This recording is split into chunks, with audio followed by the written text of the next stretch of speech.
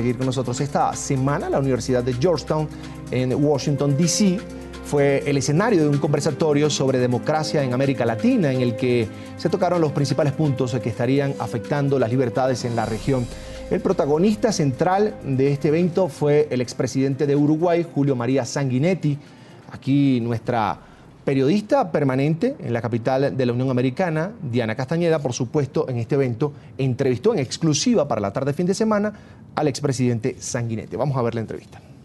Me encuentro ahora en compañía del expresidente de Uruguay, José María Sanguinetti. Expresidente, muchísimas gracias por acompañarnos en esta oportunidad aquí en NTN 24.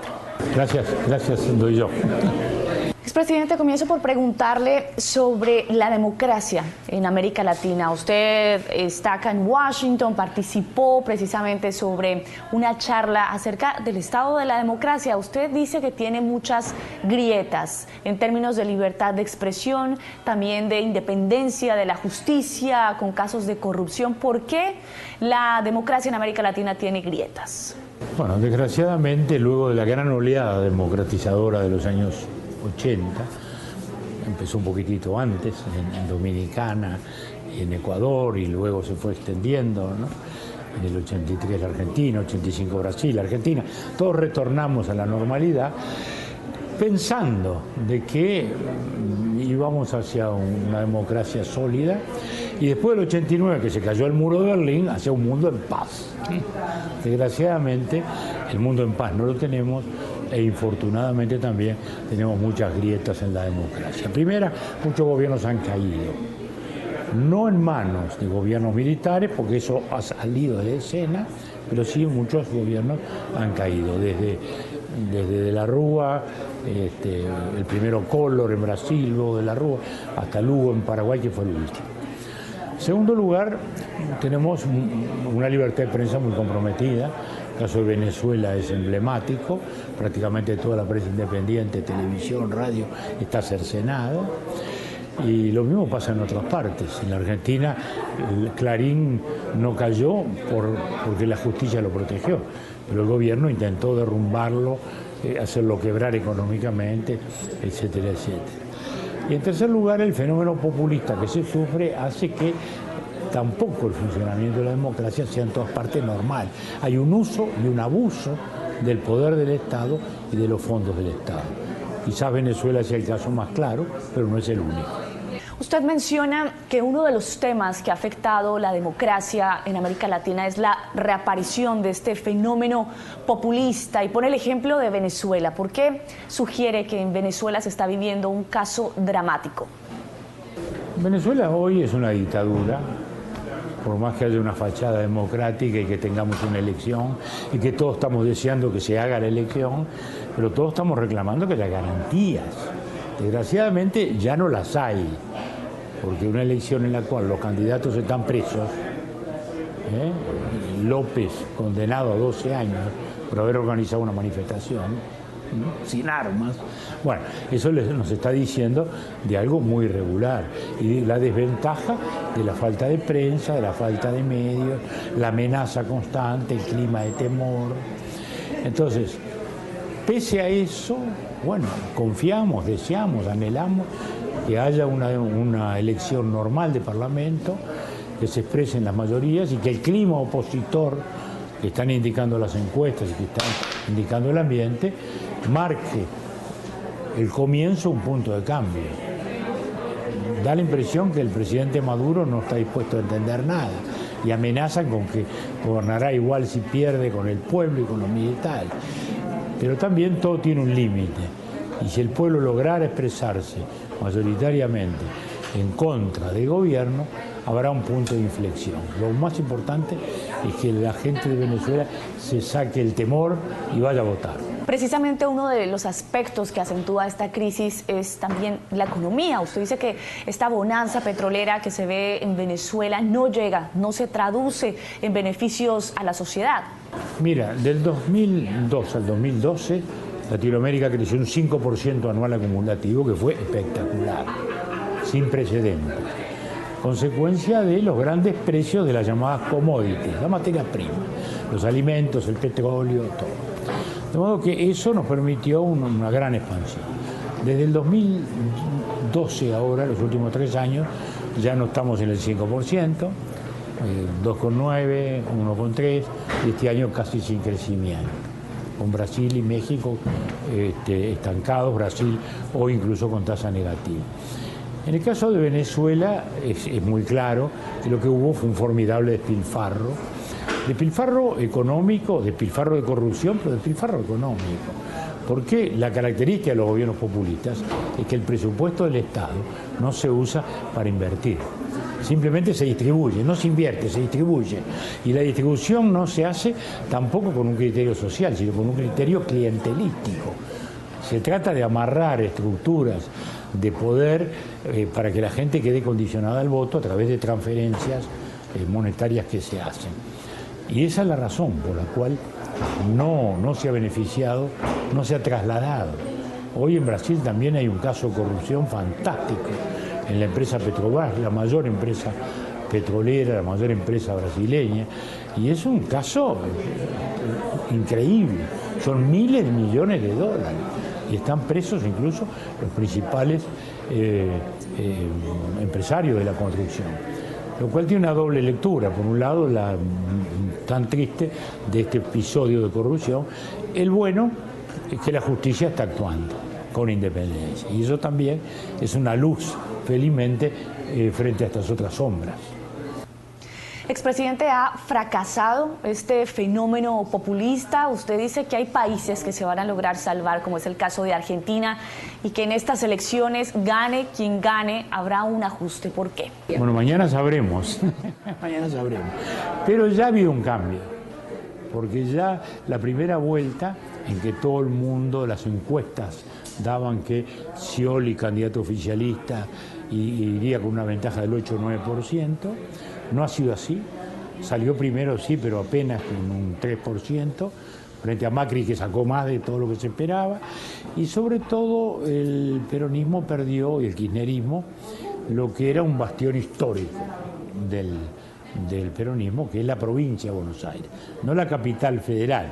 No lo que vemos los turistas, sino las provincias de Buenos Aires, que es el 38% del electorado. Y ahí se produjo un cambio muy importante en favor de una candidata joven, una chica muy bien preparada, que venía del gobierno de la capital. Entonces todo indica que se va a un cambio y también, como usted dice, hay un agotamiento del fenómeno populista. Venezuela es un fracaso, Brasil es un fracaso, la Argentina es un fracaso. De modo que hay un cambio. Sobrevive, diríamos, Bolivia y Ecuador con otros ingredientes. Pero todo indica que la Argentina va hacia un cambio que empieza en el clima. La Argentina está agotada de crispación, está agotada de un gobierno que está constantemente acusando y acosando a la prensa, a empresarios, enemigos detrás de cada puerta, enemigos por todas partes, ¿no? Conspiraciones, cadenas de televisión todo el tiempo.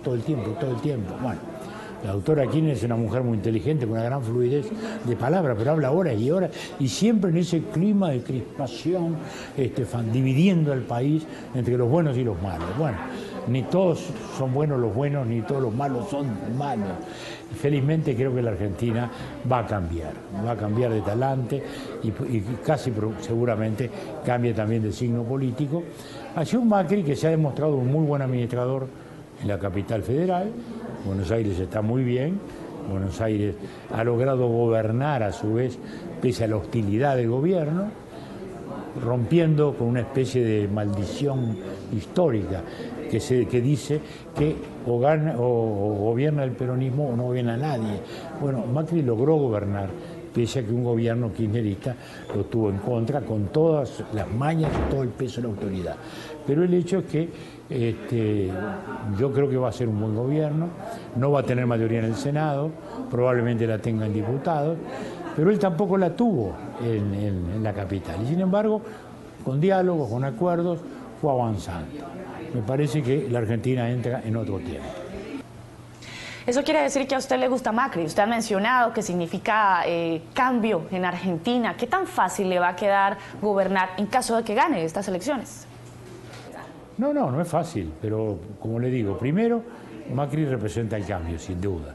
Segunda cosa, no representa un salto al vacío, pues es alguien que viene de 2 periodos de gobernar la capital federal, que no es sencillo y que lo ha hecho sin mayoría, y lo ha hecho muy bien. O sea, es un buen administrador, es un buen gobernante en ese sentido, es un hombre de diálogo y me da la impresión de que puede ser un muy buen presidente. En América Latina también se está viviendo el caso particular de Colombia, que adelanta un proceso de paz entre la guerrilla de las FARC, el gobierno colombiano, en uno de los conflictos más antiguos, con una guerrilla con más de 50 años en América Latina. ¿Cuál es su opinión de este proceso de paz? Bueno, todos estamos anhelando que ese proceso culmine. Yo diría que en esa materia Colombia es antes y después de Uribe. El presidente Uribe marcó un punto de inflexión y puso a la guerrilla en un rincón. Ahora, desgraciadamente, el presidente Uribe no ha apoyado, ha cuestionado al presidente Santos, que era su ministro de Defensa, con el cual, digamos, acorralaron a la guerrilla y le quitaron la virtualidad de gobierno que en algún momento tuvo. Yo lamento que haya esa confrontación y deseo que se llegue a un acuerdo, que se llegue a un clima de paz. La paz es un valor inapreciable. Ahora, ¿que cuesta precios? Sí, cuesta precios, a todos nos ha costado precios. Nosotros también salimos de la dictadura con acuerdos, salimos con amnistías, salimos sacrificando muchas veces el proceso de justicia, pero abrevando en el gran en el gran valor de la paz y mirando hacia el futuro. No podemos quedar atados a los odios del pasado. Ese es el gran problema. En algún momento hay que cortar y decir, bueno, miramos hacia adelante. Porque sin esa mirada tampoco hay la posibilidad de que nuestros países se inserten en esta modernidad global que nos ha llegado y que nos ha llegado para quedarse y en la cual tenemos que competir cada día con más capacidad, cada día con más productividad, cada día con mejor formación educativa. Y finalmente, expresidente, ¿cómo ve usted a América Latina en el contexto global? Usted no habla de integración de países, usted habla de una desintegración. Desgraciadamente no estamos integrados, hemos caminado en dirección contraria, empezando por México, que está, digamos, muy incorporado a la economía norteamericana, siguiendo ahora con el Pacífico, que ha entrado en ese acuerdo transpacífico, Japón, Estados Unidos, Canadá y nuestros países del Pacífico, que es muy importante. El Mercosur, estamos en una especie de limbo, somos un bote náufrago que no sabemos bien dónde vamos, porque no tenemos inserción en este mundo, ni en estos grandes bloques. Tenemos sí relaciones importantes con China, pero no hay una estructura. Entonces, es una lástima. El propio Mercosur está estancado. Ha sido resultado de una Argentina que ha incumplido todos sus compromisos y un Brasil que ha sido muy indiferente. Entonces, esa gran idea que era países afines, cercanos, no solo limítrofes, países que somos casi lo mismo, digamos, no hayamos podido construir realmente ese espacio, es una pena. La idea estratégica sigue siendo buena. Ojalá nuevos presidentes con otro espíritu la vuelvan a refrescar para que nos incorporemos realmente a un espacio global tan desafiante como el que tenemos por delante. Expresidente de Uruguay, José María Sanguinetti, muchísimas gracias por esta entrevista con NTN 24. Gracias a usted.